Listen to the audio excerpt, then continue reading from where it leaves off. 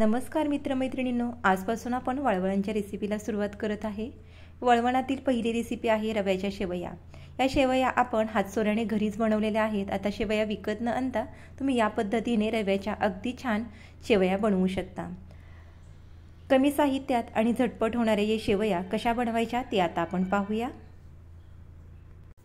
या ठिकाणी आपण एक परात घेतलेली आहे। परातीमध्ये पीठ चाळायची चाळण ठेवलेली आहे आणि याच्यावरती आपण 2 वाट्या मैदा काढून घ्यायचा आहे। मैद्याऐवजी तुम्ही गव्हाच्या पिठाचा सुद्धा वापर करू शकता।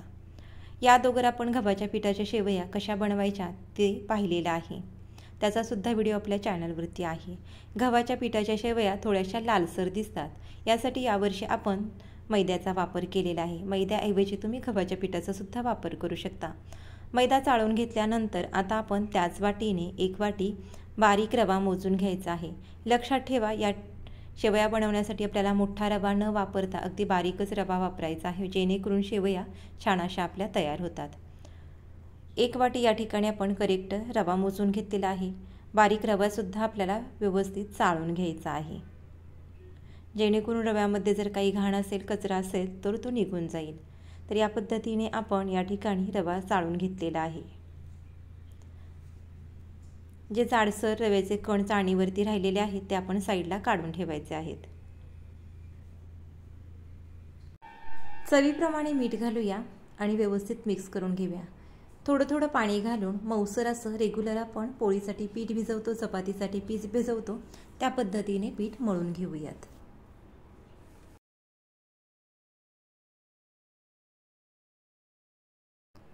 थोडं थोडं पाणी घालून मऊसूद असं पीठ मळून घेतलेलं आहे। या पद्धतीने पीठ मळायचं आहे। आता तयार केलेले पीठ आपण एका बाउलमध्ये काढून ठेवूयात। एक सुती रुमाल मी ओला करून घेतलेला आहे।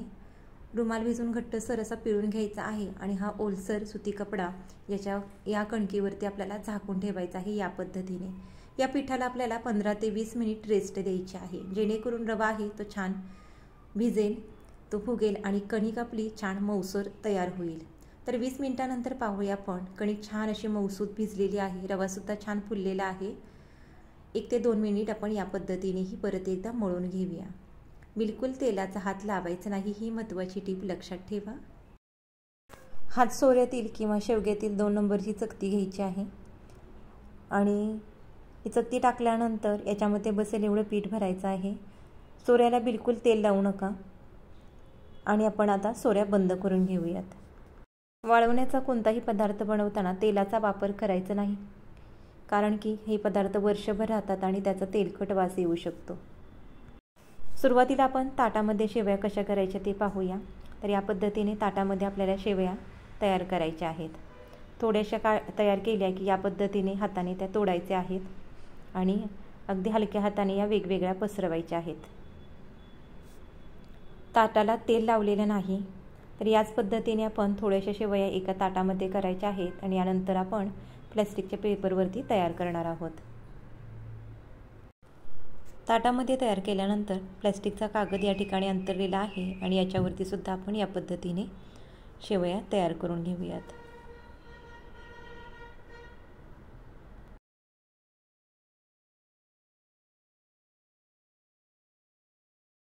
या शेवया मी घरातच फॅनखाली वाळवून घेतलेल्या आहेत। वर्षभर जर साठवणार असाल तर याला 1 ते 2 तासाचं होऊन द्या।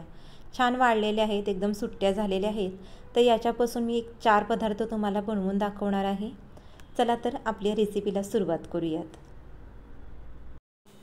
गॅसवरती पॅन ठेवलेला आहे। पॅनमध्ये छोटा 1 चमचाभर तेल घातलेलं आहे। तेल गरम झालं की थोडी मोहरी घालायची आहे, थोडेसे जिरे, कढीपत्त्याची 3 ते 4 पाने, 1 हिरवी मिरची बारीक कट करून घातलेली आहे, बारीक चिरलेला कांदा आणि कांदा थोडा वेळ आपण परतल्यानंतर याच्यासोबतच आपल्याला शेवया भाजून घ्यायच्या आहेत।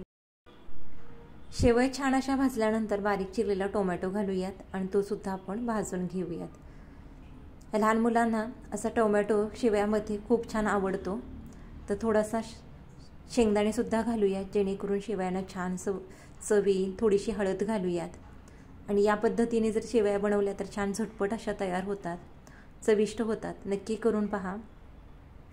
तर सर्व साहित्य आपण छान असं भाजून घेतलेलं आहे। आता थोडंसं पाणी घालायचं आहे।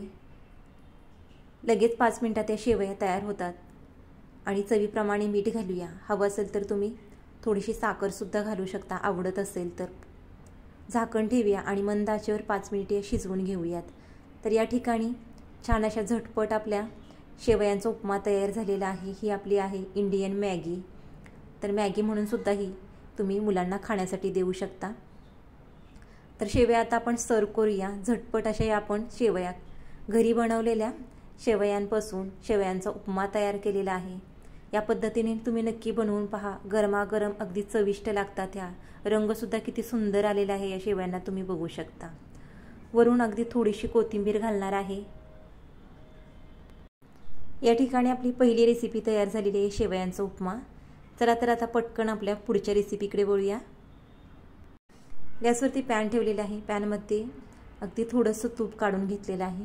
तूप थोडंसं गरम झालं की याच्यामध्ये आपल्याला शेवया मंद आचेवर 1 ते 1.5 मिनिट भाजून घ्यायच्या आहेत। या पद्धतीने एकसारख्या हलवत आपल्याला शेवया भाजायच्या आहेत। याच्यासोबतच थोडेसे ड्रायफ्रूट्स भाजून घेऊया, काजू आणि बदाम, जे घरामध्ये अवेलेबल असतील ते भाजल्यानंतर याच्यामध्ये थोडंसं अर्धा कप पाणी सोडलेलं आहे। चवीप्रमाणे साखर घालायची आहे। 1.5 चमचाभर साखर घातलेली आहे। शेवयांना छान चव येण्यासाठी अगदी थोडंसं मीठ घालूया आणि अर्धा चमचा तूप घातलेला आहे।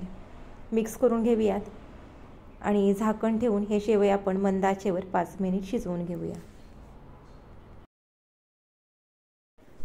5 मिनिटानंतर पाहूया पण शेवया छान अशा तयार झालेल्या आहेत। झटपट अशा गोड शेवया तयार होतात आणि चवीला खूप सुंदर लागतात। सर्व करूया।